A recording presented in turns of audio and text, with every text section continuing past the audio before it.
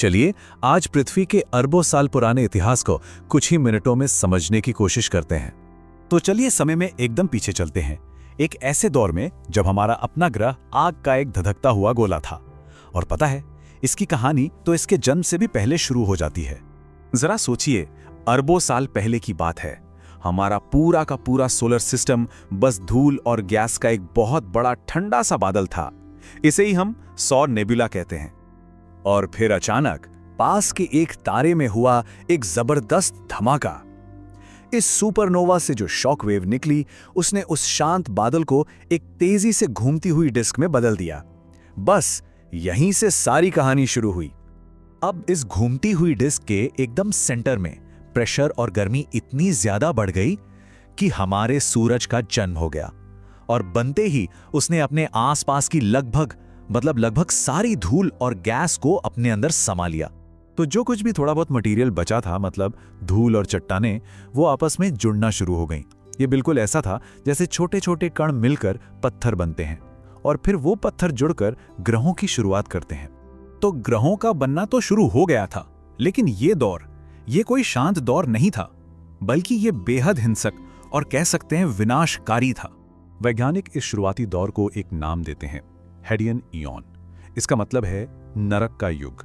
और ऐसा क्यों कहते हैं, इसकी एक बहुत ठोस वजह है। उस वक्त हमारी नई नई बनी पृथ्वी इतनी ज्यादा गर्म थी कि वो पिघले हुए लावा का एक उबलता हुआ समंदर थी। जरा सोचिए, हर तरफ बस आग ही आग। और बात सिर्फ गर्मी की नहीं थी।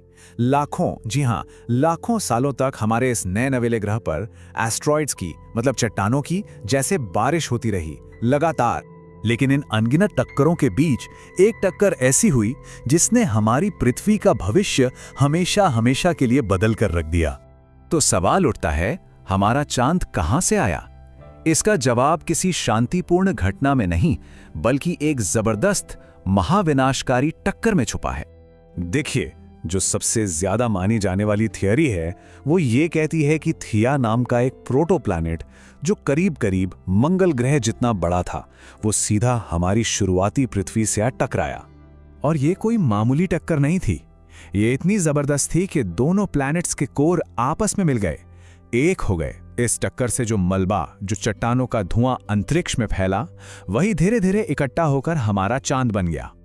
और कमाल की बात तो यह है कि इसी टक्कर ने पृथ्वी को उसकी धुरी पर 23.5 डिग्री झुका दिया। और इसी झुकाव की वजह से आज हमारी धरती पर मौसम बदलते हैं। सोचिए, एक टक्कर ने हमें हमारे सीजन्स दिए। तो अब एस्ट्रॉइड्स की वो भयंकर बारिश धीरे धीरे थमने लगी और हमारी पृथ्वी भी ठंडी होने लगी। और इसके साथ ही एक और बहुत ही दिलचस्प प्रक्रिया शुरू हुई।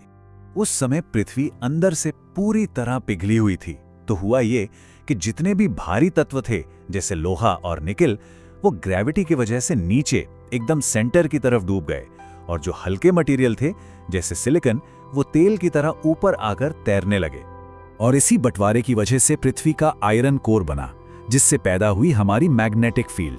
ये एक अदृश्य सुरक्षा कवच है जो आज भी हमें सूरज से आने वाले खतरनाक सोलर विंड से बचाता है। तो अब पृथ्वी की बनावट तैयार थी, एक कोर, मैंटल और क्रस्ट। अब स्टेज लगभग सेट था जीवन के आने के लिए। लेकिन जीवन के लिए सबसे जरूरी चीज क्या है? पानी। तो सवाल यह है कि इतना सारा पानी आया कहां से? इसका जवाब पृथ्वी के अंदर और बाहर दोनों जगह से मिलता है। देखिए, एक तो ज्वालामुखियों से लगातार भाप निकल रही थी, दूसरा अंतरिक्ष से बर्फीले कॉमेट्स और एस्ट्रॉइड्स की बारिश हो रही थी जो अपने साथ पानी लेकर आए। फिर जैसे जैसे पृथ्वी ठंडी हुई, ये सारी भाप पानी में बदली और बारिश शुरू हो गई। ये कोई 1-2 दिन की बारिश नहीं थी, ये लाखों साल तक चलती रही, जिससे हमारे पहले महासागर बने।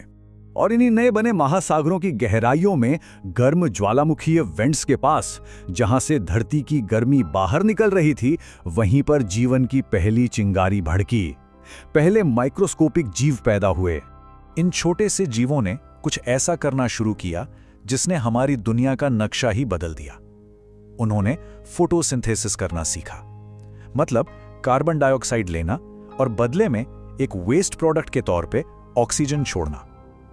और फिर अरबों सालों तक इसी ऑक्सीजन ने धीरे धीरे हमारे महासागरों और फिर पूरे वायुमंडल को भर दिया। इसी ऑक्सीजन की वजह से ओजोन लेयर बनी और जटिल जीवन के लिए रास्ता साफ हो गया। तो इस पूरी कहानी को, हमारी दुनिया को आज जैसा हम देखते हैं वैसा बनने में 4.5 अरब साल लग गए। अब सवाल ये उठता है कि इसकी कहानी का अगला चैप्टर कैसा होगा।